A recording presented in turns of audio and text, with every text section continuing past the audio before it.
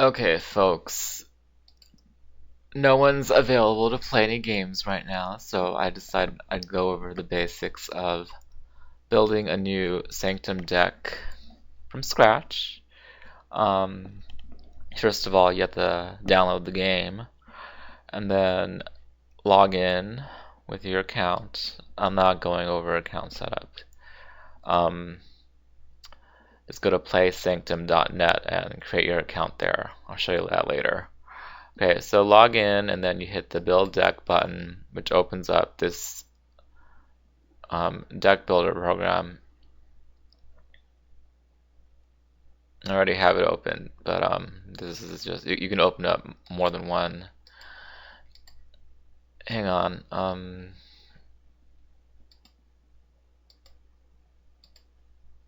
Okay, I've opened up like 3 different deck builders. Don't want this one. I want this one. Okay, so here we go. This is what it looks like when the program's open. And this is your card collection is right here. And all these menus, they can be dragged around and adjusted. It's kind of so you can customize the layout of the deck builder. It's like pretty cool, but also it gets kind of confusing when you can like drag everything around, and then there's also no option to just lock all the toolbars, which is really annoying because sometimes um, like toolbars get moved around and then you have to readjust it, and it's a pain in the ass. So if this game ever gets updated in the future, they need to add a lock toolbars option, or they just need to make some standard deck builder that you can't really customize. But anyway, let's get on to the deck building. So right now, this is where this area right here at the bottom is where you add cards to your deck, and the top is where your collection is. Like right here, this is like a sub menu, and now it's like, okay, no, I can't add any cards because I don't have a new deck to work with, like an empty deck now. So you hit this button alternatively, and then you start adding cards to your deck. We'll start by making I don't know why I like life so much. Let's just make another life deck because they're fun. They're not so commonly used. I mean, let's go over all the houses you could have picked from. You could have picked Abomination. Oh yeah, here there's a way to select the house. So here are all the houses of magic. Woohoo. Okay, so you got making the dwarf house. They're really strong with whatchamacallit, building cities and fort like they can add new colonies, and then they can also upgrade their city so that their recruits are trained with better swords or better arrows, like armor ignoring arrows is pretty neat. But some people might think it's a waste of time if they just go for like a speed deck. Making is kind of okay. I mean, making is probably actually the best house in the game because it's like, I mean, the statistics prove it. There's this statistics page, the game charts. I'm going everywhere in this tutorial, but I just want to prove to you that according to the charts, making is the most popular house to work with, even though, I mean, it gets kind of boring when people are playing it all the time and for their ranked and unranked games. So you can see the charts, houses played, ranked games. Like it's heavily skewed depending on the players that are actually playing. So if like they're the very hardcore players, they can bump this up very significantly on their own, just by playing that house over and over. As you can see, like making's the top house for ranked game. It's also like number two, very close to number one for unranked games. Like War is becoming very popular because I don't know, people like to have fun with War and to make all these kind of crazy decks with War, but making is still number one for ranked games, and then number two is War. Yes, War is also a very strong house overall. I don't really like it too much, but I know its strengths and weaknesses. Then third place, kind of we have like a tie almost between body and unmaking. I would probably give the um well, I don't know. I just have a bias, but I like unmaking better than body right now because I have a better unmaking deck. I need some additional cards from my body deck. Now, as you can see, Death is very popular in unranked games, like it's third, but it's just slightly lower than body and unmaking. And for ranked games, it's still pretty good, I guess. And then next you have Justice. Pretty strong house, but it has some weaknesses. Some of the videos I recorded of me playing, like, or my opponent playing, like Eric J, he got so frustrated because he didn't have initiative with Justice, and um, it didn't help him win anything. Like he really needed to regain initiative in order to win that match or that game. So, okay, making's one, with wars two, body and unmaking tied for third, so fourth is the same as them. Death is fifth, justice is sixth, it looks like, and then despair is seventh. So it's in the middle. It's also a very I'd say it's a pretty popular house actually, but well, not popular to fight against. Like if you're playing Despair and you get a good draw your initial rounds up to mid game, then you can really stomp your opponent. But Despair sucks at late game. Then you got Nature's eighth. It looks like Mind and Life are tied for ninth and 10th. That's surprising. Okay, and then Hope is 11th, and Abomination is 12th, which is kind of surprising. I'm actually gonna probably boost this Abomination, their houses played. I mean, it's actually a really powerful house, but I think a lot of people avoid it for whatever reason. I don't know. I mean, there are of course weaknesses to every house, and I mean, you just have to, get familiar with the strengths and weaknesses of each house and build your decks accordingly. So, let's get back to business. So, we got Making, Dwarf House. They got Mountain Walk, great. Well, let me see. Do I want to make this a really long tutorial? Go over each of his houses, strengths and weaknesses. Okay, Making, they have great colony building. Unmaking, they destroy colonies. They got spells that'll completely wipe out every spell on the board. But you can only use it once in the game, so it has its limitations. It's also great for random effects like teleporting your groups around and creating these voids and very hazardous terrain on the board. Life is good for healing and good for boosting your health and good for recovery. So life is, like when people damage life, they can heal themselves back up pretty easily with a couple spells, and they can also boost their health and make them tougher to kill. They also can create colonies and upgrade their colonies slightly. Not as good as Making's colonies, but life has some good spells for their colony creations, and they also work with forests a lot, and some spells. They also have great lockdown abilities. Now every house has some lockdown abilities, like prevent groups from. What you want to do with your well, some people prefer this strategy, and I think it's very highly effective, but you want to prevent the enemy groups from advancing. So you want to select cards that will do that, and Life has some very good cards for that. They have Terrain Bind and Fey Quadrille, and they also have Questing Beast, and that's three cards. You can use each card four times. That's 12 cards. So that's very great in itself, and it also has a couple monsters, not so many as the other houses, which is one of its weaknesses.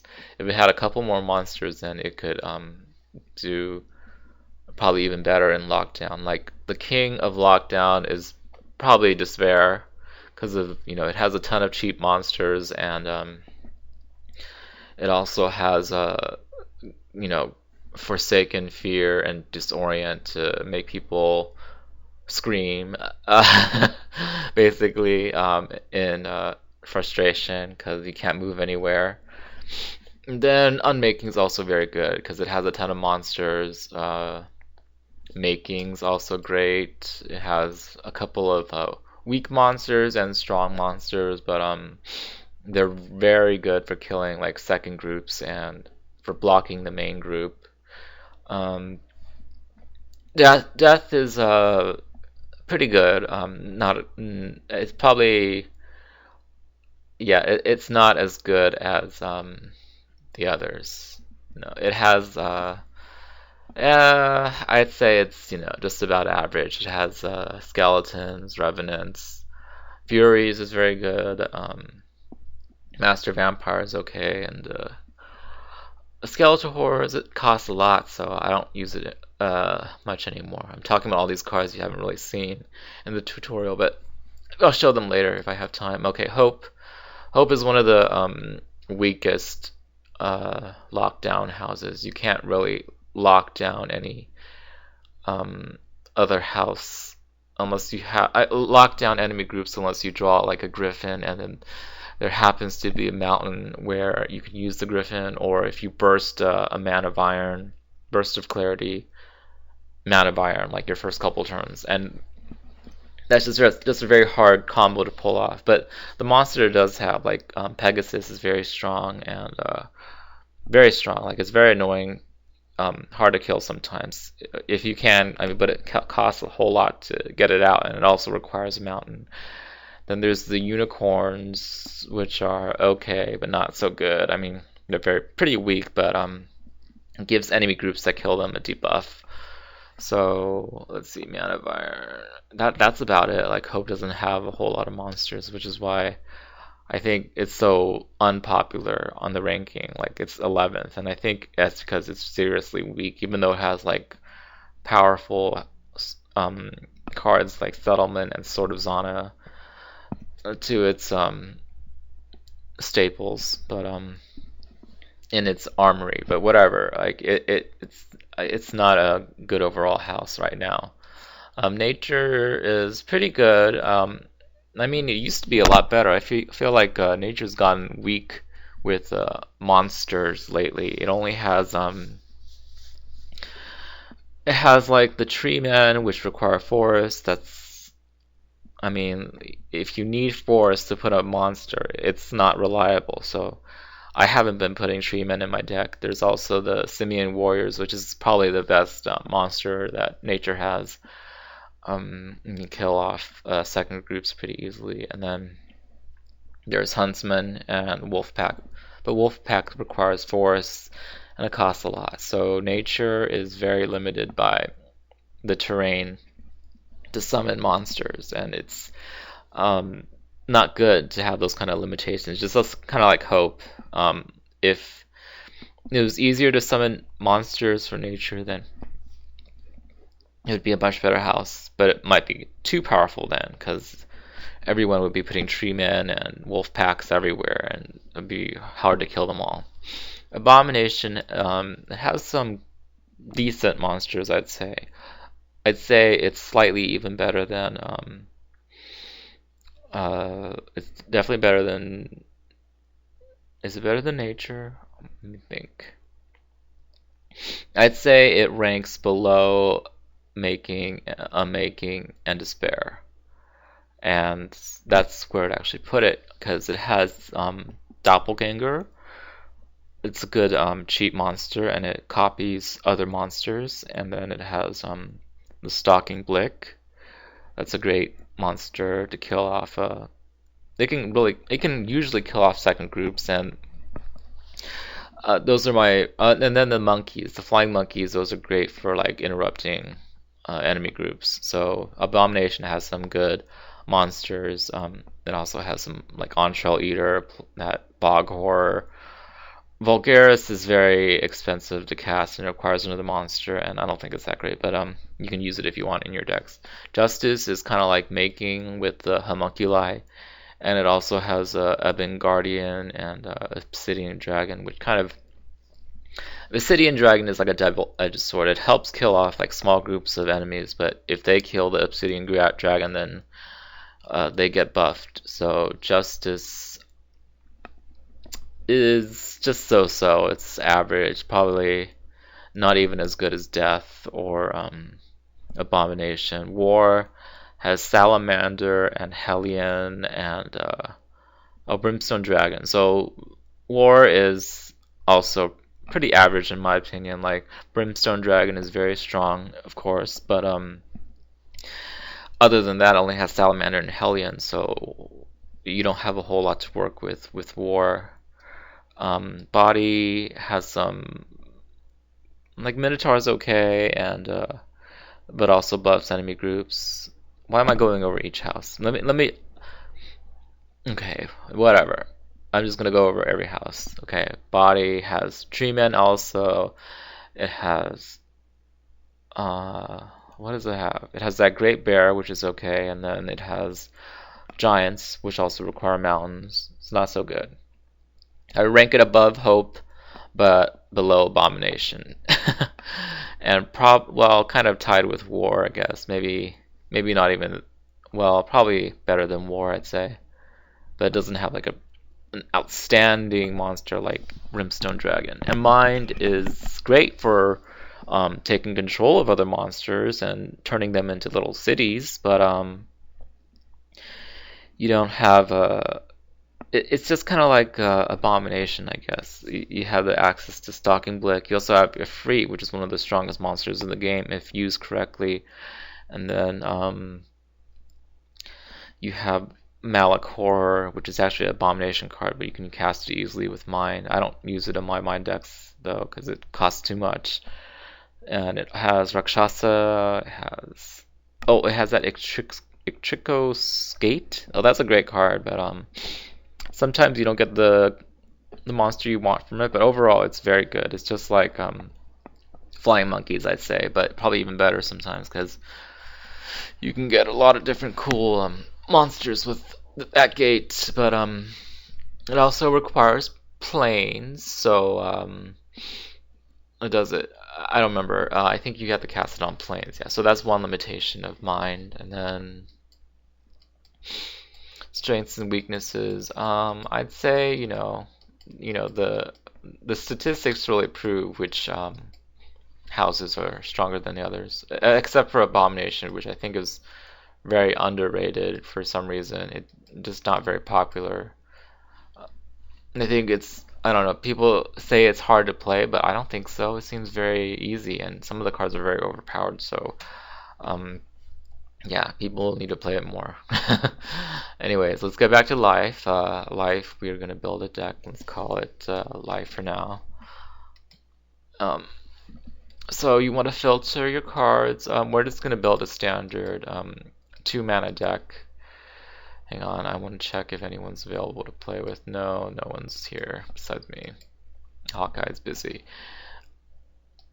Okay, so what do you start with in a deck? You want to start thinking about like mana production, mana, you want to have cards you can cast at the right time. Like in the beginning, you only have access to like 1 mana, 2 mana, 3 mana in those first, 1 to 3 turns, and then you want to be able to cast something so that you don't waste those turns. Basically, you want to be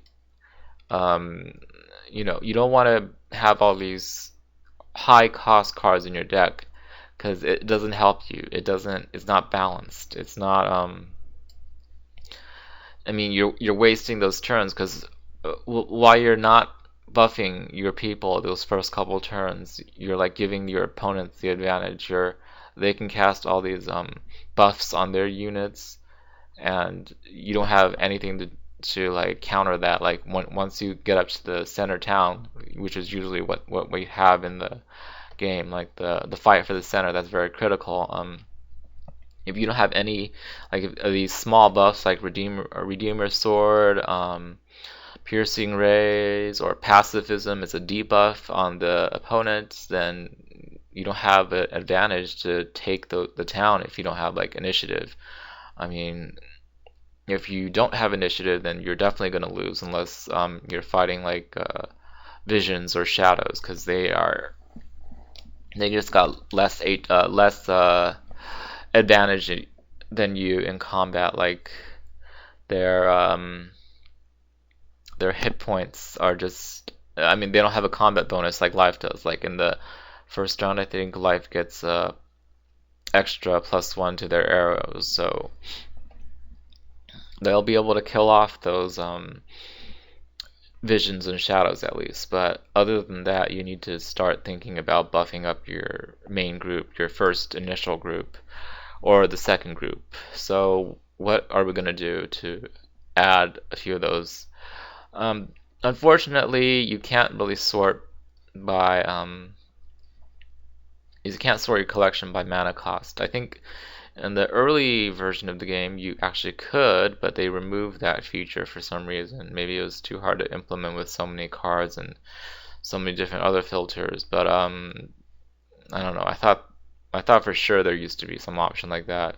But okay, so we got to think about those early turns. You also have to think about how are you going to win the game. Like in every game, there are key cards that will help you win the game, like help you capture center, help you, and after you capture center, after you do that, push forward and take either take the next town, or just go directly to the sanctum and push your way into the sanctum. So you need to buff your units up somewhat, or you need to just kill the rest of the opposing group somehow. And life has some options to do that, as with every house.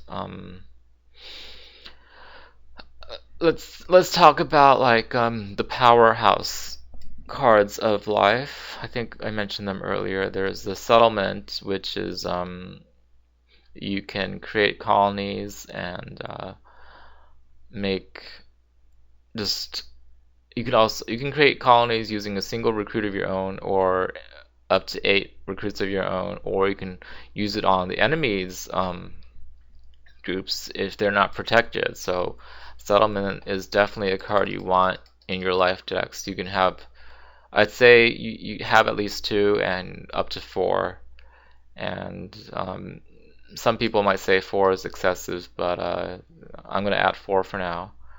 What other powerhouse cards are there? There is, I mean, every card is powerful if used correctly, but some are just more powerful than others, as they say. Cleansing Light is, it's great for getting rid of bad debuffs on your groups. It also helps remove, buffs on the enemy groups, and so you always want, I'd probably say 4 of these in your deck. And then Fey Quadrille, it's great for locking down the enemy, like preventing them from moving into the next square. And you can really, most of the time, you got like a 50-50 chance of anticipating where the opponent's going to move next. I mean, there's 4 directions a group can move in the game, but normally they're only going to move in 1 or 2 directions because they got to get to the next town or get to the sanctum. And I mean, you're either moving forwards or backwards. So you can say it's a 50-50 chance as opposed to a 25% chance of it working correctly. Yeah, I'd say it's about 50-50. So I actually would put 4 of these in my deck, but I only have 3 in my collection. I need to unlock a few more. It's an uncommon card. Cleansing Light is uncommon. These are pretty easy to get actually. So if you buy a couple packs, you should get a couple. Settlement's a rare card, but if it comes with the I think either Hope or Life starter deck, one of them um, will unlock 4 or 3 at least, and then you can play with those. Let's see. Moving on, Fairy Fire is actually okay, but that's more of a combat buff. We're not going to worry about that for now. Okay, oops, I need to. So, oh yes, let's see the you need to have at least 30 cards in your deck. We're just gonna add cards until we, feel comfortable. And let's see, we got a Fey Quadrille. I want one of those. What are some other powerhouse cards of life? Leanna is great. It helps you gain initiative if you don't have it, if you summon her. But it's also a very expensive card to cast, and it's kind of it doesn't really flow with the rest of the cards because it's 4 clarity and 4 world, but it still works, and it's a very powerful card. You want to have at least one Leanna in your deck, in your life deck, and I mean I wouldn't see why you wouldn't take one just in case, even if you um, like if you ever lose initiative, you want to have Leanna, and the only reason why you wouldn't have her is if you were playing on the Badlands deck, which doesn't have a lot of force unless you create some of your own. So you need a forest square to summon Leanna. That's the limitation, otherwise people would probably use it all the time. Leanna's Steed is also very good for moving around quickly, but sometimes it's also very limited. Like it can only move in one direction, uh, so it has its pros and cons. Sometimes it's kind of useless, but overall, I'd say it's still great to have, and I'm gonna put 4 in my deck. Lightning Bolt's also very good. We'll add that later. Pacifism will give you an edge in combat. Oh, Questing Beast is, I wish I had more of these because they're very good at disrupting enemy groups when they're not protected. It's just like Cleansing Light or Terrain Bind, which I'm going to add later. Terrain Bind is, or Settlements. Terrain Bind, yeah, I need more Questing Beasts and more Terrain Bind. I wish I had more, but I'm not gonna complain about it right now. Just gonna work with what I have. Okay.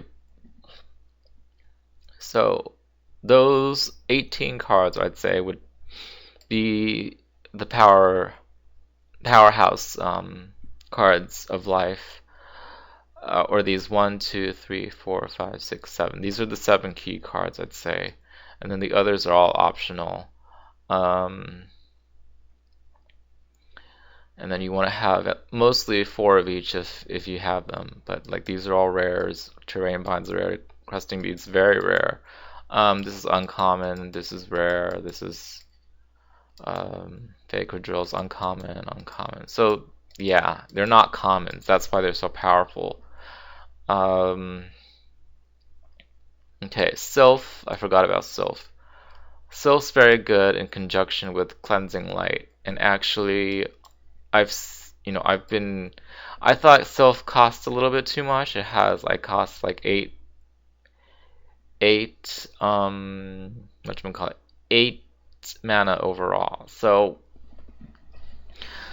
is it that great an investment, like as opposed to, let's say, Unmaking, which has Fingal's Folly, which kind of works everywhere to destroy any kind of group.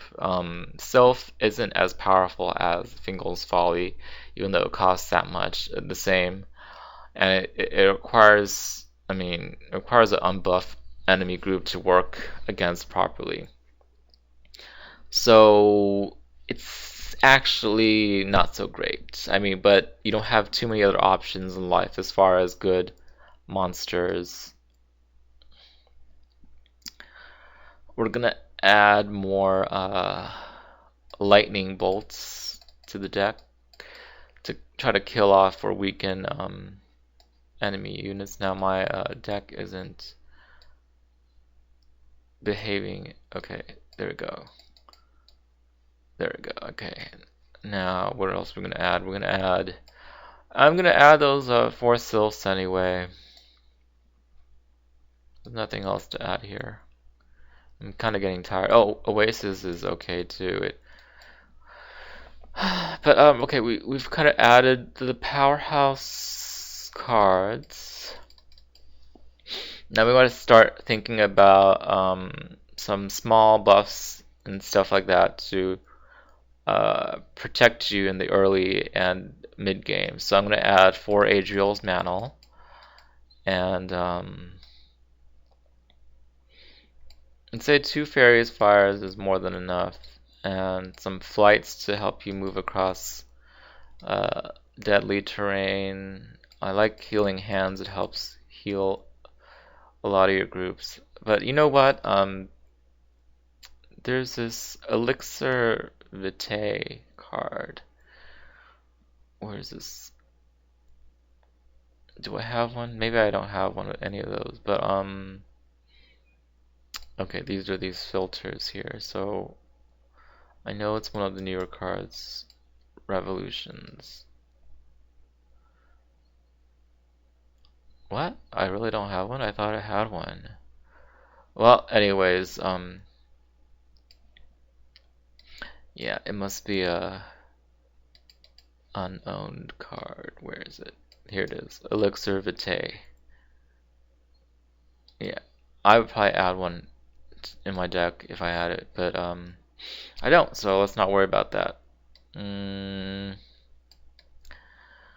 okay, yeah, need to deselect that filter. Got 37 cards already. Wow, I'm kind of moving pretty fast. I don't want so many, should I say weak cards? I don't know. I mean, I think life, it doesn't have, I mean, it has some good combat buffs, but okay, bark skin. Yes, you need 4 bark skins.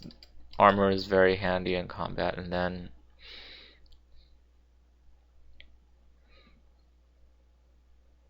do you want to add a fortitude? Yes, and then some water breathings. Add a Yamian. Straight arrow is great. Add 4.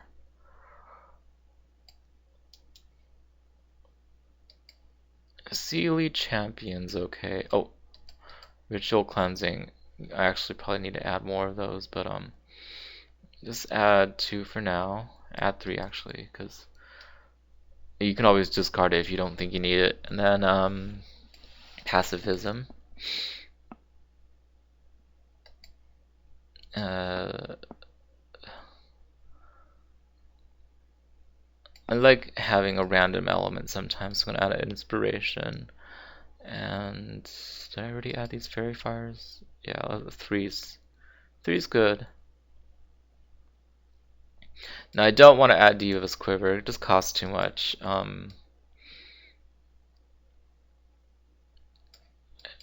Add some allies. Yeah, 2. 2's okay. Um, Arborides, I kind of like more now. But sometimes they're just useless because there's no 4 squares on the map. Atonement, Bard's okay, but I'm not going with a heavy swordsman deck. Like life's combat bonus is archer +1 damage, so I mean on the first round, so I'm not gonna focus on swordsman. This card gives you +1 missile damage against swordsman. It's handy to have sometimes. Uh, what else? Fairy circle. I added some flights already. Fortitude. How many did I add? I'm gonna add another one. Fortitude. Fountain of Youth is okay. Griffin. I'm gonna add a Griffin.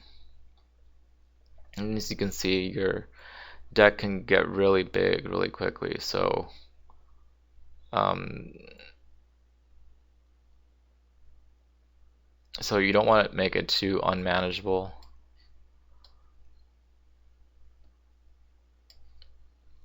Add a couple mana of irons. I'd say the max would probably be 80.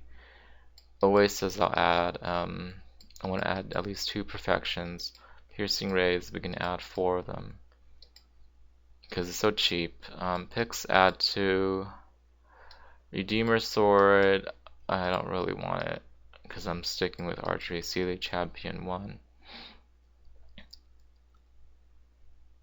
Okay, Undine 2, I'd say. Can always discard, you don't have any water squares. Valiant stand. Vivant, whatever, I'll add 1.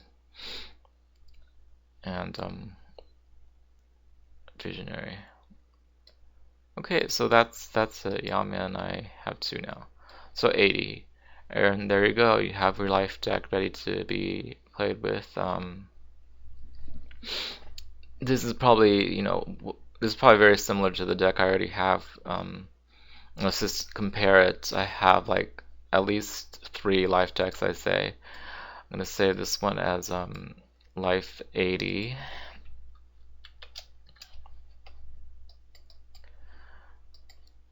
And there you go. Let's just go take a comparison look to see my other sort by name. So I have another 80 deck, and I have a 74 and a 64. I don't know why I have such a small one. Okay, so this one looks very similar to. It's just reduced. Probably doesn't have so much combat buffs because the bigger your deck is, the more unreliable your draw, like your early draw. I made this small one because I wanted to draw Adriel's Mantle for sure. I was having trouble with despair decks, so and that really helped fight against the despair lockdown. And with the 80 card deck, it's much less likely that you'll draw Adriel's Mantle in the early turns. Okay, well, I would say that's a good plan. Let's see if it works later. Alright, thanks for watching.